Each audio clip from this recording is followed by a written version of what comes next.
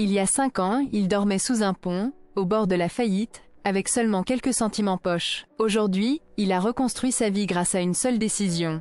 Ne jamais abandonner, peu importe à quel point tout semblait perdu. Chaque matin, il ouvrait difficilement les yeux dans un coin oublié de la ville, là où les ombres se mêlaient au bruit de la circulation. Son corps était fatigué, ses vêtements sales, et le vent frais lui rappelait chaque jour la précarité dans laquelle il vivait. Lorsqu'il n'était pas sous le pont, il passait ses journées à errer dans des rues encombrées, à chercher un peu de nourriture ou un endroit où se reposer un moment. La solitude lui pesait, mais il trouvait parfois réconfort dans le simple fait de ne pas être seul dans cette lutte contre la vie, contre ces journées où tout semblait vouloir l'abattre. Il n'avait pas toujours été ainsi. Il y a quelques années, il vivait dans un petit appartement au cœur d'une ville qu'il connaissait par cœur. Il était salarié dans une petite entreprise, travaillant dur pour ranger chaque centime. Mais un jour, tout s'est écroulé. La société a fait faillite, ses comptes se sont rapidement vidés, et la perte de son emploi a été comme un coup de massue. La fierté et l'espoir qu'il avait jadis ont été peu à peu remplacés par un sentiment d'impuissance, comme si le sol s'était dérobé sous ses pieds. Il s'est retrouvé à devoir tout abandonner, à accepter des petits boulots, souvent mal payés, souvent dévalorisants. Il n'a jamais eu beaucoup d'argent, mais ce qui lui manquait cruellement, c'était la stabilité, la sécurité, ou même une lueur d'avenir clair. Son rapport à l'argent était ambivalent. Quelques billets argentés, il ne les voyait plus comme un symbole de réussite ou de liberté, mais plutôt comme une source de stress ou de tentation à la démesure. Il se souvient de ces nuits, où il se demandait comment il allait payer son loyer, ses courses, ou s'il allait pouvoir acheter quelque chose pour ses enfants si la situation devenait trop difficile. La réussite semblait désormais une utopie, un rêve lointain, inaccessible pour lui. L'échec était devenu une routine, une ombre constante qui entrait ses pensées. Mais ce qui l'empêchait de baisser les bras, c'était cette petite flamme d'espérance qui, malgré tout, refusait de s'éteindre. Peut-être parce qu'il n'avait pas d'autre choix que de continuer à espérer. Chaque jour était pour lui une bataille pour trouver un sens à ce qu'il vivait, pour continuer à croire qu'une journée meilleure pouvait surgir du chaos dans lequel il était plongé. Il se levait sans vraiment savoir pourquoi, mais il se levait obstiné à commenter ses propres progrès, aussi minces soient-ils. Parfois il se surprenait à penser qu'il méritait simplement de commencer quelque chose de nouveau, même si l'heure semblait tardive, si la route était encore longue et semée d'embûches. Il avait grandi dans un environnement où peu de choses lui avaient été facilitées, où la réussite semblait réservée à d'autres, celles et ceux qui avaient un peu plus de chance ou de repères solides. Il n'avait pas eu de grands diplômes, ni de soutien financier, ni même des modèles dans sa famille pour l'inspirer. Tout ce qu'il avait, c'était cette détermination brute, cette capacité à se relever, encore et encore, malgré toutes les ruptures, tous les échecs, toutes les déceptions. Il savait que l'argent, si difficile à obtenir, n'était pas la seule clé du bonheur ou de la réussite, mais il savait aussi qu'il fallait un jour changer sa relation à cette ressource pour être libre. Leurs rues, ses pensées, ses mains calleuses, tout témoignait de cette vie de lutte quotidienne. La frustration côtoyait l'espoir, un peu comme une vieille amie à laquelle il se raccrochait, même lorsqu'elle semblait l'abandonner. Il n'avait pas la prétention de tout comprendre, ni de tout contrôler, mais il savait une chose: reste fidèle à ses convictions, ne pas céder aux tentations faciles, continuer à chercher des opportunités, même celles qui semblaient invisibles pour la majorité. Il n'était pas encore celui qu'il rêvait d'être, mais il savait que chaque petit pas, chaque décision courageuse, finira par ouvrir une porte. La route serait longue, il le savait, mais il était prêt à la parcourir pas à pas, avec cette foi silencieuse que, quelque part au fond de lui, tout pouvait changer. Il y eut un matin ordinaire parmi tant d'autres, qui ne l'avait pourtant pas été pour lui. Alors qu'il marchait dans une rue qu'il connaissait par cœur, il passa devant une petite vitrine. Sur le panneau, une annonce attirait son regard presque malgré lui. Atelier d'apprentissage, opportunité pour ceux qui veulent changer leur vie. Il s'arrêta, un instant suspendu. Il n'avait jamais cru qu'un simple message pouvait déclencher quelque chose en lui. Mais cette fois, une vibration différente lui fit sentir une étincelle d'espoir qu'il n'avait pas rencontrée depuis longtemps. Il s'approcha, lut avec attention les détails, puis sentit une boule se former dans sa gorge. Cela faisait des années qu'il n'avait pas osé rêver d'un changement concret, qu'il s'était simplement contenté de survivre, de tenir bon, même si chaque jour semblait l'emmener un peu plus vers l'abîme. Mais là, quelque chose lui disait que ce n'était pas qu'une simple affiche. Ce qu'il percevait, c'était une promesse implicite. Une chance de reconstruction, une possibilité de se relever, d'apprendre quelque chose de nouveau, peut-être même de transformer tout ce qu'il était. Il se souvenait des nuits où il se demandait si tout cela valait encore la peine, si un jour il pourrait sortir de cette spirale, où l'échec et la déception s'enchaînaient sans fin. Et cette remarque, cette invitation, venait filer un coup de vent dans ses pensées envahies par le doute. Pourtant il hésita. Il y avait dans ses mains calleuses, une résistance à l'idée même de tenter une nouvelle étape. Peut-être parce qu'il avait trop souvent connu l'échec, ou qu'au fond, il redoutait de ne pas être à la hauteur encore une fois. Mais le regard qu'il posa sur cette affiche, il sentit au fond de lui que c'était différent cette fois. Quelqu'un lui tendait une main, une véritable opportunité, pas une promesse creuse. Il sentit un souffle, une brise de courage traverser ses pensées. La peur était là, bien présente comme toujours. Mais quelque chose d'autre s'ajoutait, une sorte de détermination fragile mais persistante, comme une braise qui refuse de s'éteindre. Peut-être que cette fois, il pourrait faire le premier pas, juste un pas. Il se mit à réfléchir à ce que cela signifiait vraiment.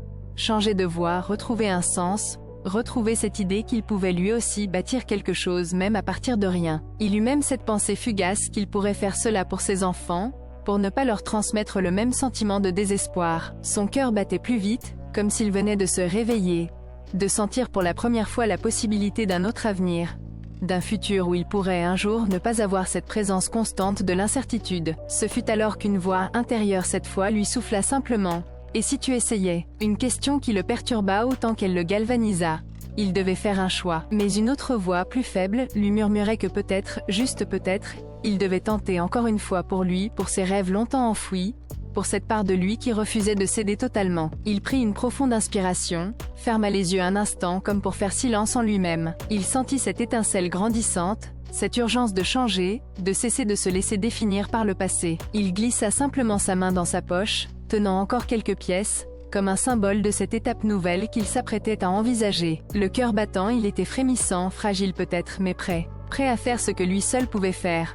Franchir ce premier pas, laisser derrière lui l'ombre du doute, et croire qu'une nouvelle trajectoire, même petite, pouvait commencer ici, maintenant. Le chemin qu'il s'apprêtait à emprunter semblait pavé d'incertitudes et d'obstacles invisibles, comme si tout ce qu'il avait déjà affronté n'était qu'un avant-goût de ce qui l'attendait. Dès les premiers jours après sa décision, il sentit la lourdeur du doute peser sur ses épaules. La peur, cette vieille compagne, se glissait dans ses pensées chaque matin, lui chuchotant que c'était une folie, qu'il n'était qu'un homme brisé, incapable de changer sa vie, incapable de redevenir ce qu'il avait été. Les premiers obstacles n'allaient pas tarder à se manifester. La crainte de l'échec, la comparaison avec d'autres qui semblaient réussir si facilement, la difficulté de sortir de ses habitudes profondément enracinées. Il se retrouva face à ses premières erreurs, comme des pierres sur son chemin. La confiance qu'il croyait acquise vacillait rapidement quand il tentait, encore et encore, sans voir les résultats qu'il espérait. Il voulait croire en sa capacité à rebondir, mais chaque pas en avant semblait être suivi d'un recul douloureux. La frustration, chauffée par ses nuits d'insomnie, monte comme une marée montante. À plusieurs reprises, il pensa à tout abandonner, à se laisser submerger par cette réalité qui lui rappelait chaque jour qu'il était encore loin du but. L'argent, cette ressource si précieuse mais si fragile pour lui, devenait une montagne insurmontable. Chaque euro qu'il dépensait pour apprendre quelque chose de nouveau représentait une lutte contre la peur de ne pas pouvoir faire face, contre cette idée que tout cela n'était qu'un rêve inaccessible. Ses efforts pour suivre la formation qu'il avait coûteuse en temps comme en énergie, s'avérèrent plus difficiles que prévu. Les concepts lui semblaient abstraits, parfois incompréhensibles, et le doute s'insinua encore plus profondément, lui donnant envie d'abandonner, de revenir à cette vie où il connaissait ses limites, où il n'avait pas à se confronter à ses propres faiblesses. Et puis il y eut cette trahison, cette fois non pas extérieure, mais intérieure. Le changement n'était pas une ligne droite. La confiance qu'il voulait bâtir en lui-même fut mise à rude épreuve quand, lors d'un projet, il échoua devant ses pairs. La honte et l'humiliation s'installèrent. Il se sentit comme si l'univers tout entier lui criait qu'il devait rester à sa place, que la réussite n'était pas pour lui, qu'il n'était qu'un homme voué à la difficulté et à la défaite. La voix de ses démons intérieurs s'amplifia, lui répétant qu'il n'était pas à la hauteur, qu'après tout, cela ne servait à rien de lutter contre le courant. Il traversa aussi quelques moments de solitude profonde. La distance avec ses proches se creusa, leur regard plein de scepticisme ou d'indifférence faisant écho à ses propres doutes. Il se sentit isolé, comme abandonné dans un désert intérieur, sans personne à ses côtés pour lui tendre la main lorsqu'il était à bout de souffle. Surtout, il questionna ses valeurs profondes. La démarche qu'il avait choisie, cette quête de changement, semblait de plus en plus en contradiction avec ce que lui dictait la logique immédiate. Gagner rapidement de l'argent, éviter la douleur, ne pas prendre de risques inutiles. La tentation de revenir à ses anciennes habitudes, de se contenter d'un emploi mal payé mais familier, lui paraissait doucement plus rassurante. Ce fut dans ces moments-là qu'il sentit son courage vaciller, comme une flamme fragile dans le vent. La ténacité qu'il voulait incarner était mise à rude épreuve, tout comme sa perception de lui-même. La tentation du découragement était partout. Dans ses pensées, dans ses échecs, dans ses paroles qu'il se répétait silencieusement le matin en se regardant dans le miroir. Il aurait pu céder, accepter la résignation, se persuader que tout cela n'était qu'un rêve qui s'éloignait de plus en plus, comme une étoile filante dans la nuit. Mais quelque chose au fond de lui résistait. Peut-être était-ce cette petite étincelle d'espérance, cette force heurtée mais toujours présente, qui lui murmurait qu'il devait continuer encore et encore, malgré tout. Peut-être aussi la connaissance qu'il n'avait pas d'autre choix.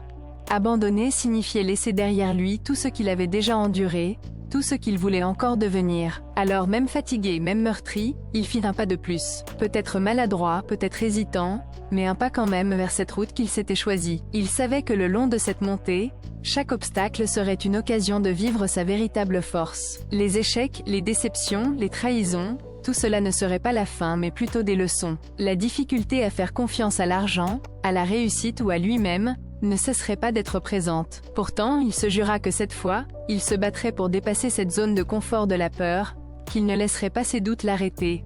Parce qu'au-delà des obstacles, il y avait cette lumière, cette possibilité qu'avec chaque pas difficile, il façonnait une version meilleure de lui-même. Et alors qu'il se tenait face à cette épreuve intérieure, il sentit que malgré tout, il fallait continuer, qu'il ne pouvait pas lui enlever cette conviction fragile mais persistante. Celle qu'au bout du tunnel, il y aurait la lumière, même si le chemin semblait insurmontable. La bataille contre ses démons, contre ses échecs successifs, allait continuer. Mais maintenant, armé de cette détermination naissante, il savait qu'il pouvait encore et encore se relever. Il se tenait là, face à lui-même, le cœur battant, tremblant mais déterminé. Tout ce qu'il avait traversé, toutes ces nuits de doute et de douleur, tout était enfin venu converger en un seul instant. Le moment décisif où il devait tout miser sur cette dernière échappée, cette dernière chance. À l'origine, il avait voulu simplement changer de cap, se lancer dans une nouvelle aventure, une étape, une opportunité. Mais là, dans ce silence chargé, il comprenait que ce n'était pas simplement une nouvelle étape, c'était sa vie elle-même qui se tenait à un fil. Il hésita, le regard fixé sur cette affiche, comme si chaque mot avait une résonance particulière dans sa poitrine. La peur lui murmura de reculer, de se taire, de tout abandonner, parce que l'échec semblait déjà le condamner à une éternelle défaite. La voix de son passé lui soufflait que tout cela n'allait mener nulle part, qu'il était trop tard, que ses efforts n'avaient été que des illusions. Mais une autre force plus douce mais plus sûre, s'éleva de l'intérieur. Celle de cette petite flamme d'espoir qu'il avait toujours portée, celle qui refusait de s'éteindre même dans les ténèbres les plus profondes. Il sentit un vertige monter en lui, cette peur de tout perdre une fois de plus, cette crainte paralysante que malgré tout, il n'était qu'un homme destiné à échouer. Et pourtant, il maîtrisait désormais ce qui lui avait échappé si longtemps. Ce n'était pas l'absence de doute, ni la peur qui le définissait, mais sa capacité à continuer malgré tout, à faire face, à se relever chaque fois qu'il tombait. Ce n'était pas le succès immédiat qui comptait, mais cette force de persévérer, même quand l'horizon semblait bouché. Il leva lentement la main, hésitant, puis la hérosa contre cette affiche. Son tremblement n'était pas celui de la faiblesse, mais celui d'un homme qui, à force de combat, avait appris à reconnaître ses limites, tout en décidant de ne pas y céder. Il ferma les yeux un instant, puis inspira profondément. Il sentit l'air pénétrer en lui, comme une respiration nouvelle, une bouffée d'énergie qu'il n'avait pas sentie depuis longtemps. À cet instant précis, il comprenait que le véritable défi ne résidait pas dans la promesse ou l'opportunité en elle-même, mais dans sa capacité à faire un pas en avant, malgré la peur, malgré la douleur, malgré tout ce qui lui semblait insurmontable. Il se mit à réfléchir. Non à tout ce qu'il avait échoué auparavant, cela n'avait plus d'importance. Ce qui comptait, c'était ce qu'il pouvait faire maintenant, dans ce moment précis. Pas à pas, en évitant de se noyer dans les vieux souvenirs de défaite, il fit le choix de poursuivre, de croire encore en cette petite étincelle qui pour lui représentait tout. La dernière chance d'un avenir différent. Son regard se fixa sur cette porte entr'ouverte, cette opportunité, comme une promesse qu'il pouvait enfin saisir. Il sentit une larme monter puis disparaître, comme symbolique de tout ce qu'il avait laissé derrière lui, comme une purge, un renouveau. Et alors qu'il faisait ce dernier pas, qu'il franchissait cette étape, une certitude s'ancrait en lui. Ce n'était plus une question de chance ou de hasard, c'était une décision qu'il faisait pour lui, pour sa vie, pour ses rêves longtemps enfouis mais jamais totalement éteints. Il savait que le chemin resterait difficile, que ses luttes ne s'éteindraient pas du jour au lendemain, mais il avait compris une chose essentielle. Ce n'était pas la fin de l'histoire, c'était le début d'un nouveau chapitre, que lui seul allait écrire. Et dans ce silence chargé d'émotions, il fit le premier pas vers l'inconnu, porté par cette conviction fragile mais inébranlable.